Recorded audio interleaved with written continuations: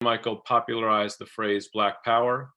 The Black Power movement was ascendant. And so there was this idea that King had sort of fallen out of favor, or that his ideas and his commitment to things like nonviolence, that those were naive. And I think, and I think there were a lot of people, African Americans, who disagreed, who didn't think that was the best way to go about winning freedom. But what I wanted to show in this chapter was the profound sense of loss that all of them felt, no matter what precise tactic they thought was the smartest way to try to win freedom and power for African Americans. That was more or less like a family dispute. I mean, at bottom, at root, they all had a deep admiration and affection for King, even though they didn't think he was right to sort of hold to some of these views by the end that they thought were rather quaint. So I wanted to get across that profound sense of loss that I think almost everyone, every sort of African American felt at that moment, whether they were Black Power, whether they were Black Panthers, whether they were NAACP, anywhere on the ideological spectrum. Can you talk about the reactions of folks in Memphis once news spread that he was assassinated? Yeah, I mean, it was, I think, particularly personal to African Americans in Memphis. So the quick background is that the sanitation workers in Memphis had gone on strike in February 1968. And this was about 1,300 of them, and all of them were Black, and all of them were deeply impoverished and exploited. And because of those horrid working conditions, they went on strike. The mayor of Memphis, Henry Loeb, called their strike illegal. He refused to meet with them. He refused to entertain any of their requests or demands. One of the things that set off the strike was when 2 workers had been crushed to death in the back of a garbage truck, which had malfunctioned in the rain. And they didn't even get so much as workers' compensation from the city. And that just punctuated these years and decades of mistreatment. So they went on strike. Mayor Loeb not only refused to negotiate with them, he also stoked divisions in the city, and he made this sanitation workers strike basically into an issue of racial division, and he tried to whip up white Memphis on his side as being anti-union, anti-strikers. And so as African Americans in Memphis saw it, they thought that Mayor Loeb was responsible for this atmosphere of hostility and racial hatred that existed in Memphis at the time of King's death. And they also thought that if Loeb had settled the strike, King wouldn't have been there in April, and he thus, may have lived to see another day, another month, who knows how long. So African Americans in Memphis were infuriated. They also thought that the city had not offered King adequate protection. King was receiving dozens of death threats by this point in his life, as he had through many years of his life. And they thought that the city was, had not only whipped up this atmosphere of hostility, but also had failed to protect him. We'll come back to that because a lot of the book is talking about riots and people are angry. Mm-hmm. That there's a mixed feelings going across the board, and some who feel like he deserved his assassination and others who feel like he didn't. So we're going to come back to that. But I want to talk a little bit about the riots that swept over several cities.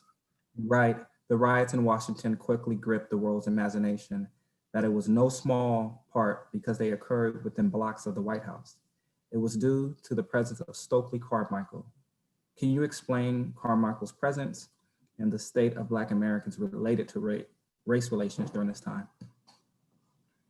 Right. Yeah. I mean, So I wasn't faulting Carmichael for the rioting. I was saying that the reason that Washington became the center of attention was in part because you could just see the images where there was all this smoke billowing within sight of the Capitol. And we know now today, you know, the symbolism that the Capitol building has for our country and our democracy. So in the spring of 1968, you could see the smoke from these neighborhoods that had erupted right sort of amid the Capitol.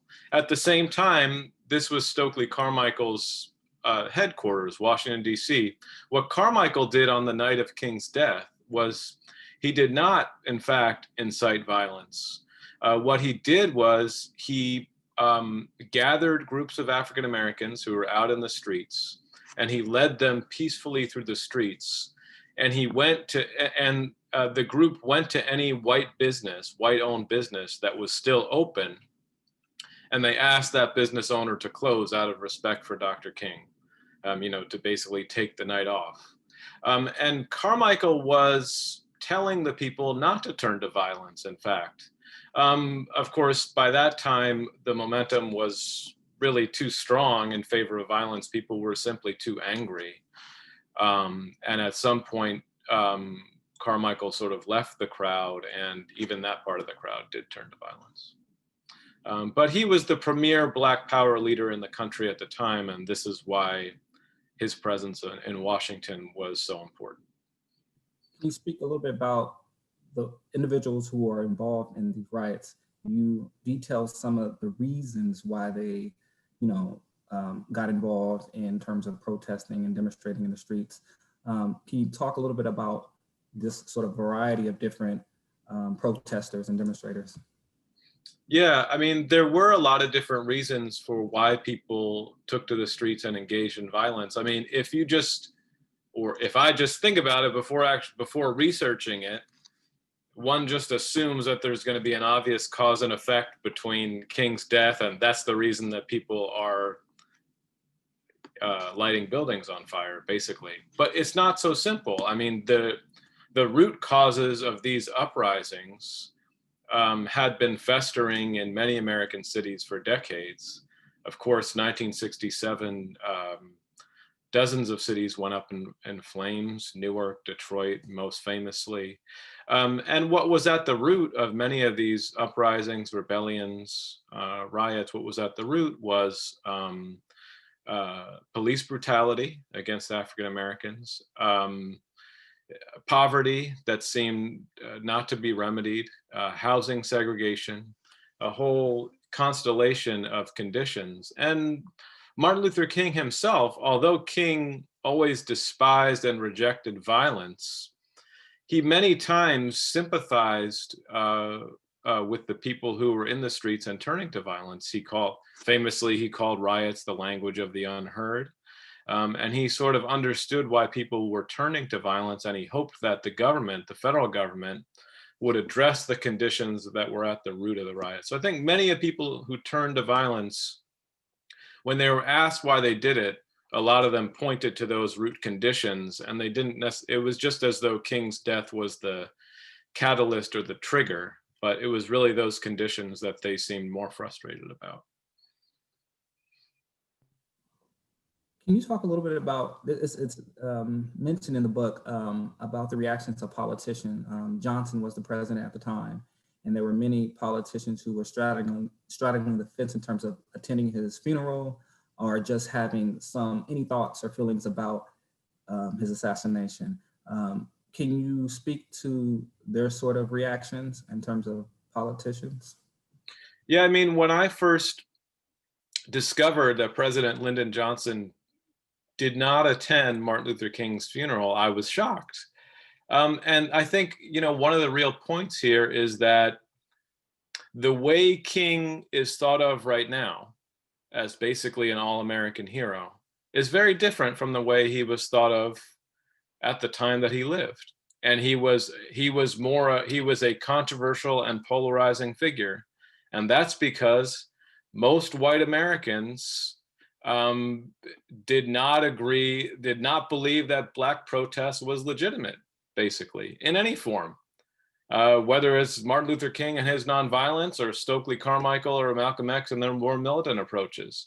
And especially when King started to voice some more radical messages at the end of his life, that is, in opposition to the Vietnam War, denouncing American imperialism overseas, crafting the Poor People's Campaign, which was an effort to strike at poverty among Americans of all races, basically. And a lot of white Americans thought of that as derided it as socialism, or and they derided his foreign policy views as unpatriotic. So by this point, at the end of his life, King was seen as controversial and polarizing. And against that backdrop, I think that's why a lot of the leaders didn't attend. Now, President Johnson is a difficult case. So by this point in King's career, he and Johnson were on bad terms. They had come together, King and Johnson had come together in 1964 and 65 to help pass the Civil Rights Act and the Voting Rights Act. And they were seen as working closely together and basically allies. When King turned against the Vietnam War publicly, this is when he and Johnson basically had a falling out. So by the end of King's life in April 68, while Johnson was still fighting the Vietnam War, those two leaders were not really on speaking terms. Now, if you look through the archives at the LBJ Library, the answer you find is not that Johnson hated King and that's why he didn't attend the funeral. What's in the documents is all this stuff that Johnson was getting from the Secret Service and FBI, telling him that the funeral in Atlanta was going to be too dangerous for him to attend, that there were going to be all these angry groups of people, and that there was going to be violence in the streets, and that it was going to be too big, basically too big a crowd for the Secret Service to ensure Johnson's personal safety. So they were advising him not to attend. In my book, I also editorialize and give my own opinion, which is that I also think a big piece of it was where Johnson and King's relationship was by this point, 68. Why did he shift his view with the government? King, I'm referring to. Yeah, I mean, it's I'm sort of two minds about this. On the one hand, you could see King's views as very consistent throughout his whole career. That is, King was always committed to nonviolence and basically to peace. And so when he saw something like the Vietnam War, which was this brutal war, which did not have a good rationale behind it, I think it's quite obvious that he's going to oppose that. Now, but he went further than just opposing it in 1967. By that point, when King gave his famous speech at Riverside Church in New York City, April 4th, 1967, which is the speech in which he made public his opposition to the war, he not only criticized the war, he also called America the greatest purveyor of violence in the world. And he pointed out the connection between America's foreign policy, that is, all the billions of dollars it spent on bombs to be dropped on Vietnamese people. King pointed out that all those billions could have been spent on people in the US who were suffering. And so he began to explicitly draw connections between all this money that the US was spending on foreign wars and all this money that wasn't going to people who were suffering within the nation. So I think, he was changing a bit in that he was willing to explicitly criticize America itself. He said there was a sickness at the base of the country, basically. So I think his view about America itself, how much faith he had in America, that was different than before. But the view about nonviolence, that was consistent and the same. I want to move towards, you spent quite some time talking about the role that college students played in terms of their reactions. You spend a lot of time talking about students from Duke University and just college students in general.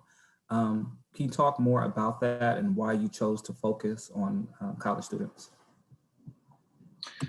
Yeah, I was trying to give an overall picture of what some of the dominant responses were in the country after King's death.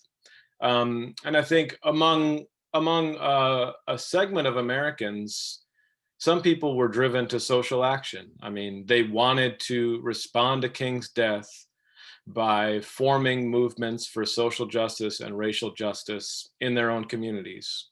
And this was most frequent, it was on college campuses, you know, where by the spring of '68, these were campuses, many of them had vibrant anti-war movements.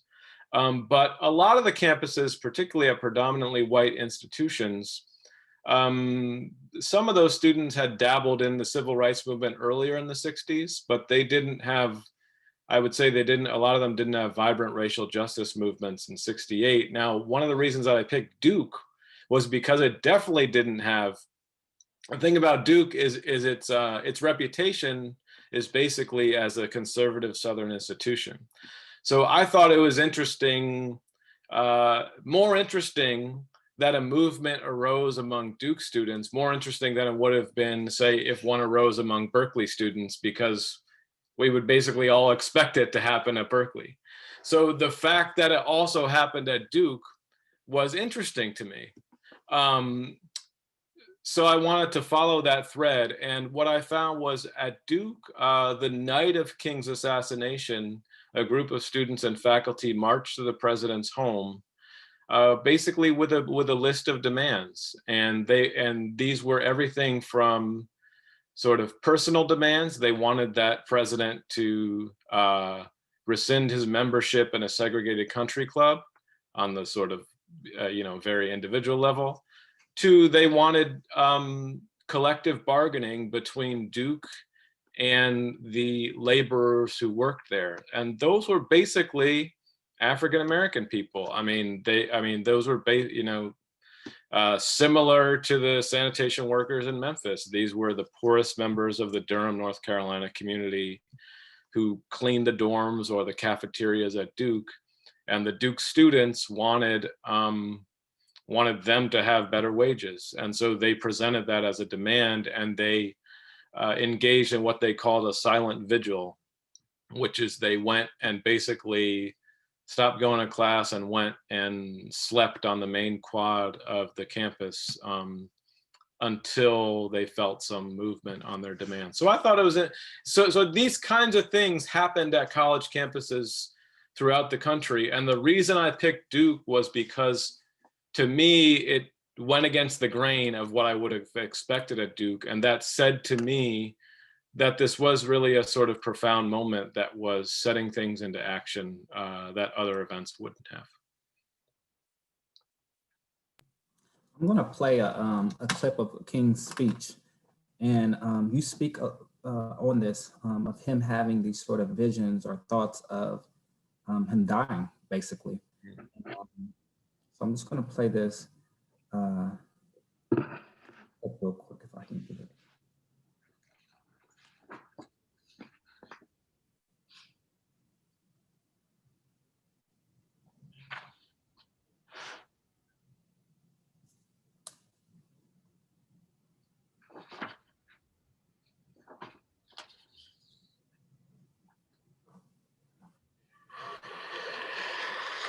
Like anybody, I would like to live a long life. Longevity has its place.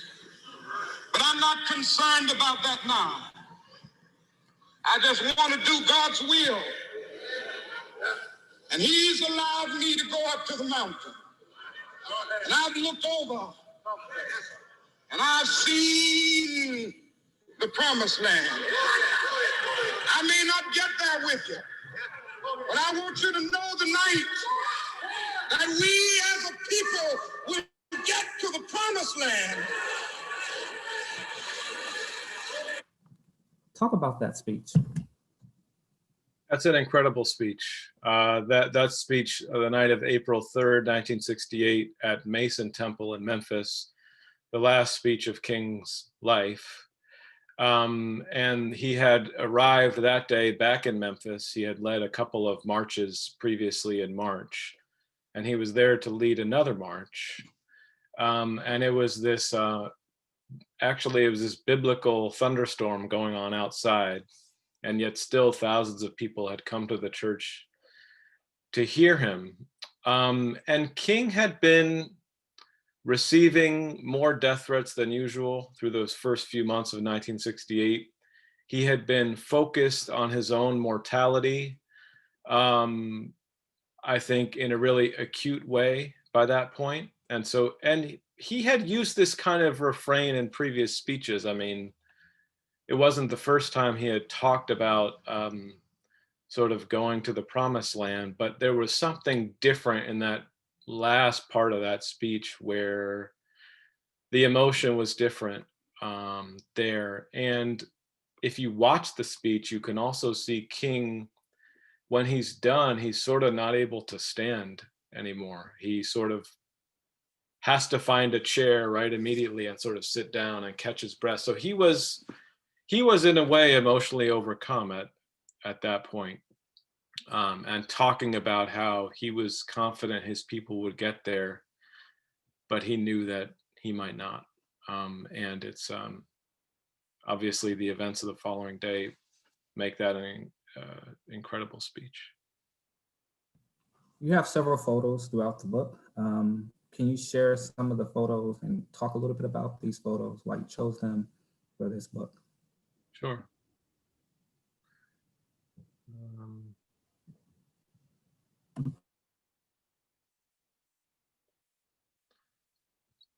Can you see that? Okay. So the first one I'm going to show, so this is a march in Memphis, and there had been, as I said, there had been a march planned for the sanitation workers. The march was planned for April 6th. The city had obtained an injunction to stop the workers from marching, and King was there in that last speech talking about the march that they were going to have. And he said, we're not, just as we're not going to let any dogs or fire hoses turn us around, we're not going to let any injunction turn us around. And so he was talking about how the march was still going to take place. After King's death, the leaders of the sanitation strike decided to still have the march on April 6th. But then, of course, it was not just a march for justice for the workers. It was also a march to honor and to mourn Dr. King. So you can see here, all the way on my left in the foreground, there's Bayard Rustin, who was, of course, also one of the organizers of the 1963 March on Washington. You can see in the middle is a very young Jesse Jackson, who's linking arms with Jerry Worf. Worf is in the trench coat, and Worf was a national labor leader. And next to Worf is T.O. Jones, who was the one of the leaders of the sanitation workers strike in Memphis. And one really significant dimension of this protest march was that it was a silent march. And they decided that it was silent. It was going to be silent to honor King's memory. And you can really, if you hear the audio, which I've heard part of it, you really just hear feet on pavement. And it's a sort of a remarkable sound to know that that was the way that the workers and others in Memphis honored King. Shall I go ahead and show another photo? Okay. Yes. Mm-hmm. All right.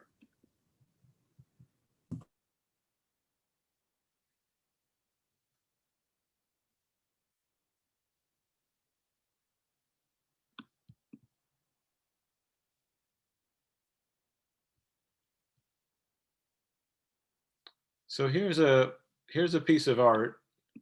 I don't have a long history of sort of writing about art and its meaning, but I think part of what interested me were some of the cultural responses to King's death, and here's an example of one. This was an artist in Memphis, a white Southerner named Dolph Smith, who, after King's death, he was just moved to do something. And Dolph Smith usually used watercolors to paint, but on this day and on the days after King's death, he set about, he basically put an American flag on a piece of canvas, and then he started ripping at it. And it was one of his ways to share what he thought the assassination of King had done to the nation. And Smith had taken a lot of these the photos that you see in the middle of the ripped flag there, are just photos depicting various scenes from Southern life in Memphis and in Mississippi. Some of the photos have race as a theme, some of them have poverty. And then he titled the piece of art, "The Veil of the Temple Has Been Torn in Two." So, I mean, Smith was getting at this way that the country was just ripped in half, he thought, by King's death. And that spoke to me. I thought that was really interesting. So there are a couple.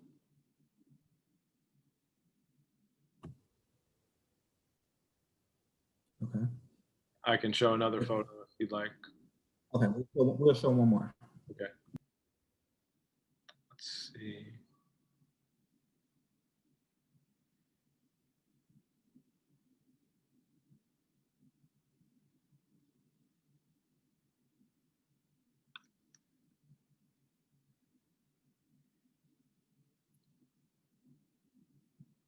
Well, I just have one more scene from the silent march in Memphis. You know, the linking of Union Justice Now with Honor King says a lot about where King was in those last months of his life. I mean, by that point, as I said, the Voting Rights Act had been passed, Civil Rights Act had been passed, so that everything in the South had been, at least by law, had been integrated. And I think King's what he saw as his final cause was the cause of economic justice. That's the place he was going next. And as I said, he devised the Poor People's Campaign, and the reason King came to Memphis so excitedly, really, was because what the sanitation workers were after was the same thing he was after, which was economic justice. And that's what their strike was about. And that was King's final crusade. So you can see that in a few of these signs here from the silent march.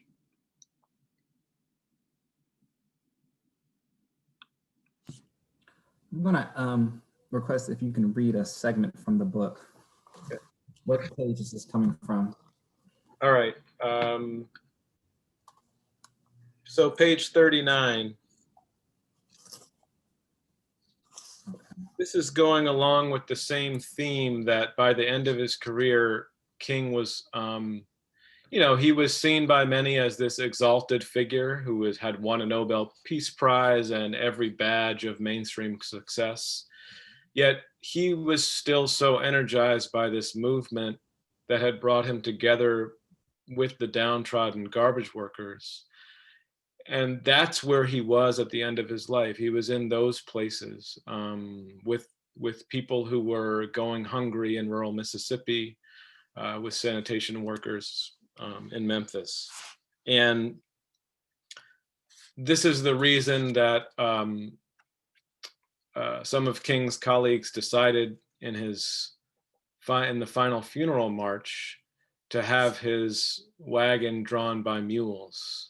The symbolism would be that it would place him together with the people who sort of worked the land, the people who he had come from, at least historically.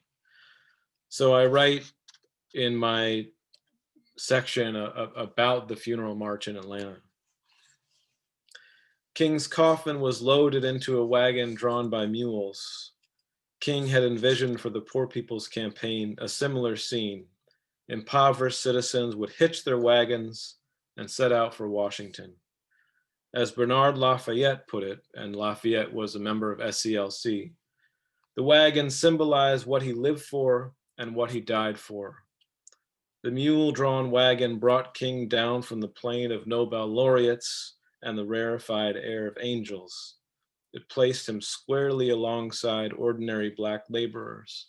It highlighted his ties with those whose hands had picked cotton, those who still worked with mules across the rural South, those who cleaned the toilets or carried the trash.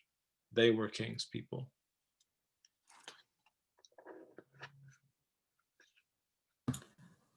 You mentioned Baldwin, James Baldwin in here, and I believe that's where you got the title from. I was almost going to read that paragraph, but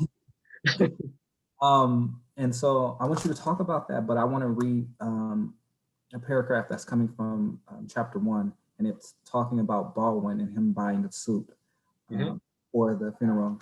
Then Baldwin gave his friend the suit, for that bloody suit was their suit after all. It had been bought for them. It had been bought by them. They had created Martin. He had not created them. And the blood in which the fabric of that suit was stiffening with theirs. His friend tried on the suit. It was a perfect fit. Can you talk a little bit about that? I think that's one of the powerful point in the story, in this book, in this chapter. And it also, he's tied to the title. It comes right at the beginning too. So can you give us a little background to that part? Yeah, I mean, so most of the words that you just read, those were James Baldwin, not me. So that, of course, I'm not going to take credit for Baldwin's words, but I quote Baldwin a lot because of just how eloquent and piercing he is on all of this. But Baldwin, in an essay he wrote for Esquire a couple of years after his King's death, Baldwin tells this story of how Baldwin was on a TV show, and he told this story about how he had bought a new suit because he was going to be at an event at Carnegie Hall with King, and that event was early in 1968. And Baldwin wore the suit to that event at Carnegie Hall early in 1968. King was also at the event, and after King's death, Baldwin was so powerfully broken by King's death. Baldwin said when he was on a TV show, he said to the host, I had bought this suit for Carnegie Hall and I can't ever wear it again because it just, what I associate with it is just too traumatic and difficult. And so one of Baldwin's old friends from his childhood started calling him incessantly. One of his old friends who worked at a ordinary job for the Postal Service in Harlem. Baldwin was getting all these messages. He thought that the friend would needed money or something. He finally returned the message and went to dinner at the friend's house, and he found out that the friend had concluded that James Baldwin had an extra suit that was a nice suit, and they were pretty much the same size. And the friend wanted it. And this is Baldwin talking about how realizing that, the people who made King were people like that. It wasn't famous people like James Baldwin. It was this connection that people like Baldwin's friend had with King, and therefore he thought it was appropriate that the suit go to this old friend rather than sit in Baldwin's closet. So that's what it means by they had created Martin. He had not created them, and the blood in which the fabric was stiffening was theirs. And you asked about the title. Should I address that too now? Okay, yeah. So the title of the book, "The Heavens Might Crack," also comes from James Baldwin quote, and this is Baldwin writing about. So Baldwin was writing about the atmosphere in Atlanta when he was So first there was a service for Martin Luther King at Ebenezer Baptist Church, and then the long funeral march from Ebenezer to Morehouse College, so spanning several miles of Atlanta. People embarked on that. And Baldwin, in this same essay, was trying to get across the atmosphere that was in Ebenezer, during the service, King's eulogy. He talked about thousands of souls pressed into this small church. And Baldwin wrote that the atmosphere was black with a tension indescribable, as though something, perhaps the heavens, perhaps the earth, might crack. And so just the dynamism and the energy in there was what he was talking about.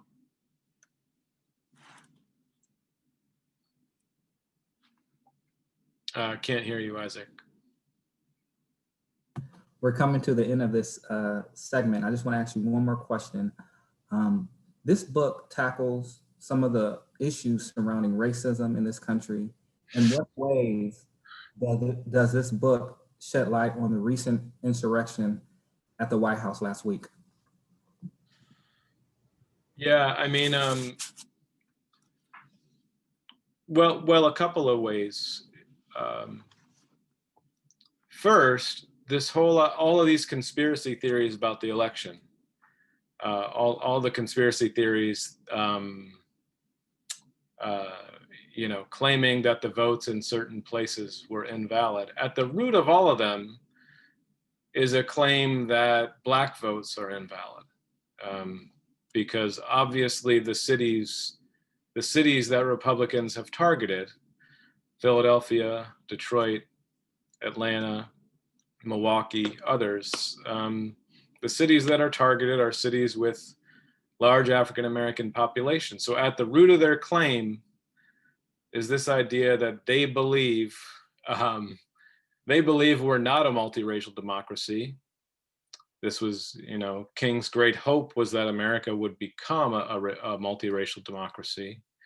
And so I think at the root of all this stuff is basically a belief in white supremacy and racism. And I think the white supremacist movement that has been emboldened and empowered through the last 4 years of our country, and the movement that then stormed the Capitol, I mean, that's one of the main stories of the last 4 years, that what was thought of as a somewhat fringe movement has now moved to the seat of power in our country. And its ideas had been spouted by the occupant of the White House, and now those people themselves felt empowered to go and try to physically take power. So it's, I started this book, The Heavens Might Crack. I started it in 2015, which in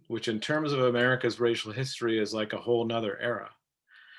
I mean, obviously there are all sorts of problems even on Obama's watch. This was when the movement in Ferguson and elsewhere began, but it was still totally different. I mean, the fact that you had a White House basically committed to racial justice, even though it was failing to accomplish some parts of it, and now you had one committed to basically the white supremacist movement. I mean, that's one of the real great tragedies, among others. I think Martin Luther King, he would be turning, 92? What's that? I think that's right. It's either 91 or 92. Yeah. I mean, so not out of the realm of possibility that he could have seen that change in our country and would obviously have been horrified. Mm-hmm. Where can we find the book? Heavens Might Crack? Where can we get it? Yeah. it's always best to buy it from a local bookseller. So if you can ask a local bookseller if they'll stock it or sell it to you, that's the best way to get it, I think. But you can also buy it online at the big merchants if you prefer. Okay. Well, thank you for coming on. Thank you. I really appreciate it. I think we are not live. Let me see. I stopped the live. Let me just see if it's going to stop this.